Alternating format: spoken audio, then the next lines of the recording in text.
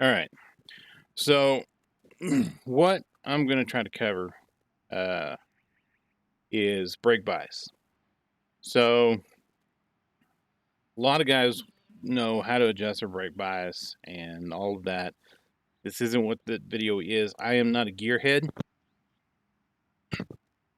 I don't make a whole lot of adjustments on my cars, whether it be road, oval, roadside, brake bias, maybe a few things having to do with traction control, things like that I mess with.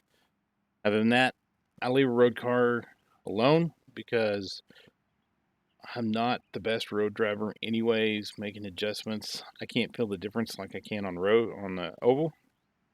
So brake bias is a big key to me in being able to run road. Now, if you don't understand what the brake bias pressure does or means, you hover over it and you can read what it says below. And sometimes that can be clear as mud. So basically, the percentage number has to do with how much brakes you're using on the front. Okay, so in this case, 49.5% means I'm using about even brakes. So when I hit the brakes, 49.5% is coming from the front and 50.5 is coming from the rear. It's not always going to be this even. Okay, and I'm going from the fixed setup we are at Okayama. This is where we're at this coming week.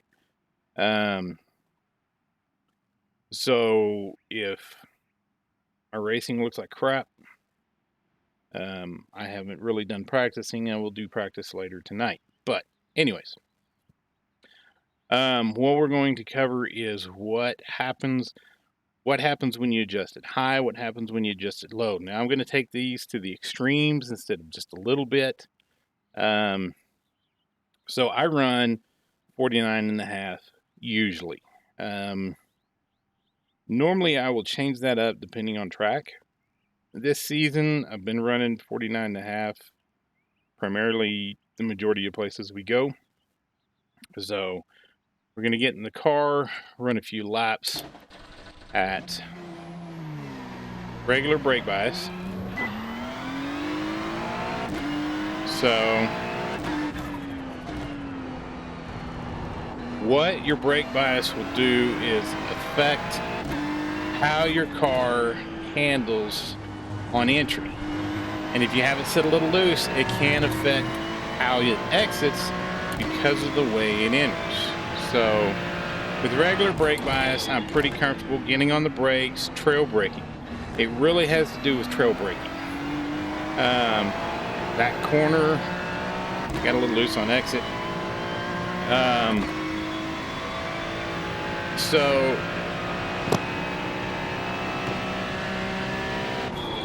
when you do trail braking into corners is where that brake bias is really going to have an effect. It has an effect on oval because as you're braking going into the corner, you've got a little bit of turn in that wheel. That will affect it. At 49.5, it feels comfortable. Earlier I ran some laps at 49.1 where it was defaulted, and I didn't like it, basically because of turn 4. You're going to have some corners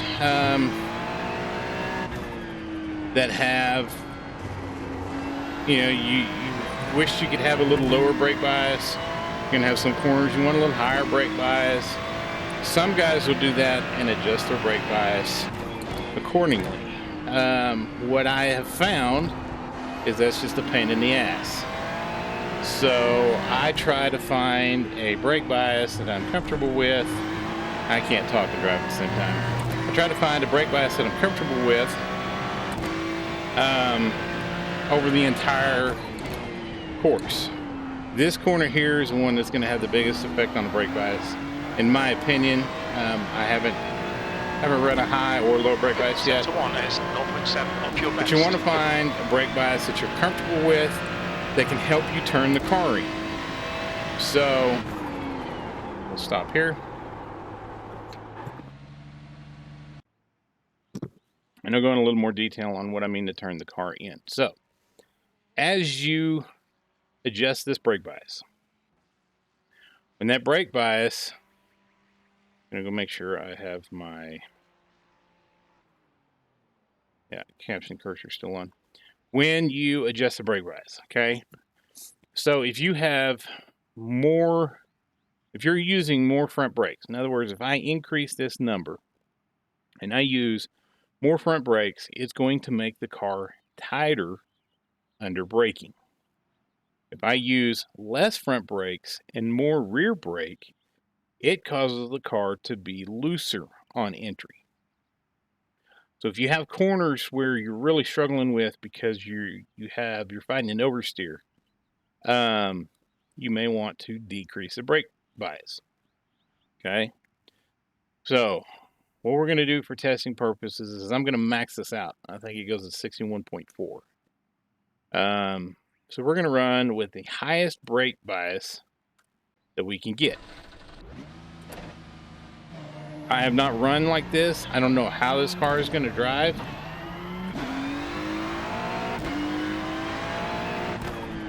So it's going to really give it a understeer under braking. And like I said, I think turn 4 right here is one where it's really going to be noticeable. It's trying to trail brake into that corner. I did notice it was a little harder to turn. And it can affect the exit, but not as much. And the reason I say that is if your car is loose going into, see, I can't get it slowed down and turn there. I broke.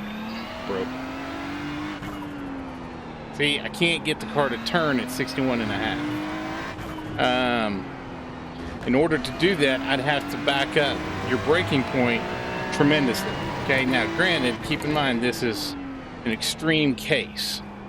Nobody's going to run a 61.4% brake bias in this car. It already understeers enough as it is. So in order to make the corner at a very tight brake bias like that, you're going to have to back up the corner. Well, what's going to happen is you're going to get your ass run into because you're going to have to back it up so far. So a little increment, if you find you're getting loose and you're spinning on corner entry, maybe you need to increase that brake bias just a little bit. That's not going to affect too much of your braking point. But, you know, a click here, click there, it's not going to affect it too much. What this will do, though, this will wear out. Again, I can't talk to drive. This will wear out your front tires dramatically. And on the oval side, sector 1 is 0.5, slower than your best. It causes the car to be tight on entry, and you're going to wear at that right front faster than anything. Okay? In road, where it matters, I just cannot get the car to turn. Where it matters is just being able to hit your apex. That's where it matters. Longer races, okay, trying to save tires and stuff in IMSA, longer GTS race or GT3 race. You know, you want to save your tires because you're not taking tires in the one pit stop you're doing. Now, granted, I'm talking and my lap times are sucking.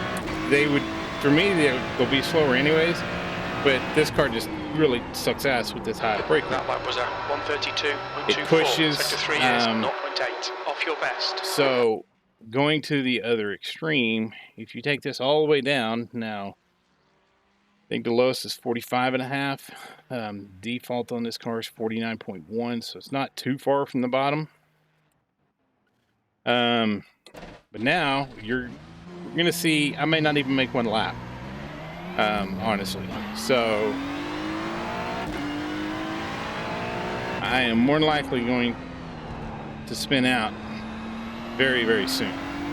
Because what happens is I'm using more brakes in the rear, easier to lock them up, easier to, I say lock them up, but it creates, it causes the car to be looser. Under trail braking,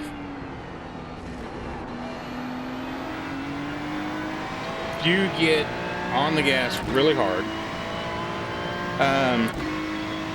you will spin, especially if the wheels turn. Hard braking,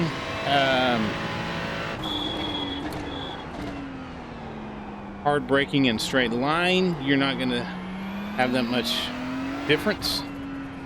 But it's under that trail braking that you're going to see. Anytime the wheels turn and you have really low brake bias, that bit me in the second race that you guys did not see at Watkins Glen.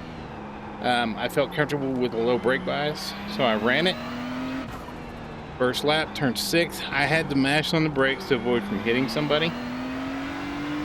And because the wheel was turned in the middle of turn 6, I spun it. So you got to be careful with that, running the low brake bias. It's not just driving, running hot laps and going into the corner. If you're in traffic and you have to hit the brake hard, a little brake bias can cost you. Sometimes in the past, I've always ran it a little bit higher, and if I can remember to lower it after the first lap, I would. So keep that in mind. But see, it started to slide on me, and because I was already sliding, the right rears. Sector 1 is 0.6. But slower than your best. If you lower that brake bias, you're going to cause the car to get really loose. You're going to have to baby it. Like this corner, because it's really straight braking, it starts to slip and slide on me as I go into the corner. But what this will do is it'll save your front tires. What it will do is it will wear out your rears, because you're sliding the rear end around a little bit more. So during the race, what you want to do, and I haven't been too good about that this season, what you want to do is continuously adjust your brake bias as you go.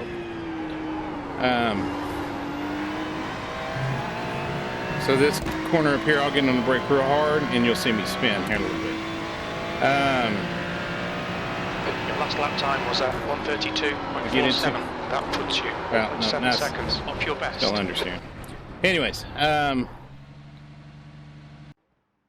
as you go in and you're running your race, you're going to want to adjust that brake bias. You're always going to have, you don't have to, but you're going to want to, okay?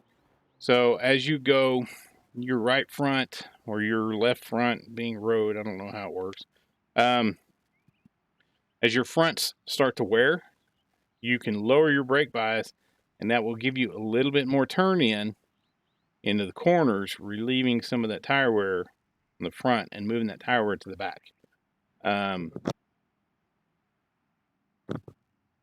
That would help you kind of maintain a more consistent time, speed, because that's how you can loosen up the car as you go.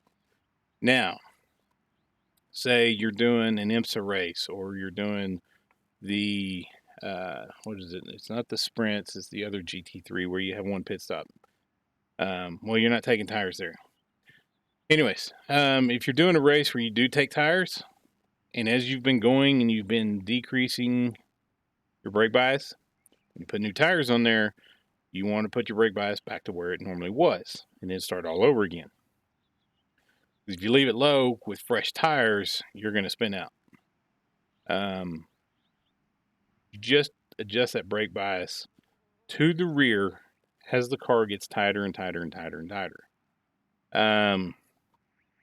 When I do an oval, the old late model was really, really big on using brake bias. The new late model is not. I've used it in the ARCA series. The brake bias comes in really good, especially in the fixed series, where you can't adjust the car to get it to feel how you want it to.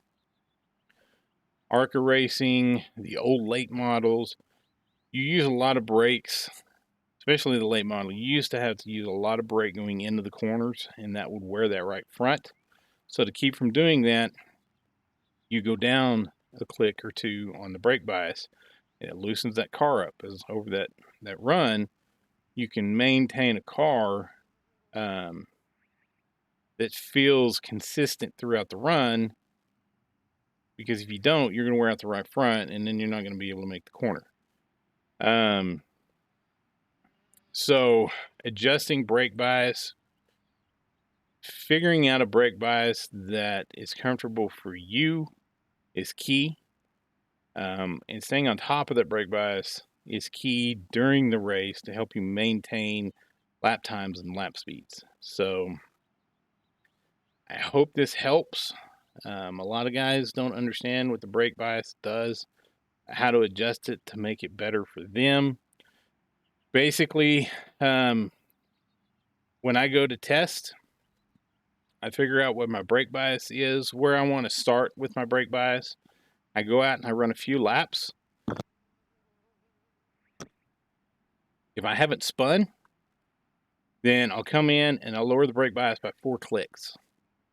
I'll go back out. If I don't spin, I'll come back in, lower it by 4. If the first time I've lowered it by 4, I go out and I spin, I increase it by 2. I do rule of halves. Go down 4, I'll go up 2. If I spin there, I'll go up 1 click.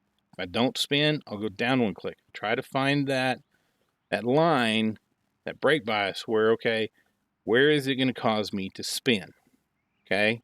And then when I find that line, I go up 2 clicks. That gives me a little leeway, little safety cushion. So like I can run 49.1, but if I'm not careful, I will spin at 49.1. So I could probably run 49.3, 49.5 feels comfortable. As the race goes on, I may end up down to 49.1, but the car's tighter by the time I get to that 49.1, so it doesn't break loose on me as much. But that's how I figure out where I need to start the race with my brake bias. Where it got me in trouble is, I think, Watkins Glen. I could run 48.1, didn't have any problems spinning. That was a comfortable zone. What I probably should have ran was a 48.5, because as you're practicing, you're not practicing slamming on the brakes in the middle of the corner while your front wheels are turned to avoid an incident.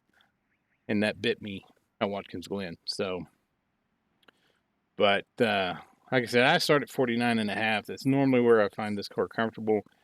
Every track is going to be different, though, because of the way the corners are.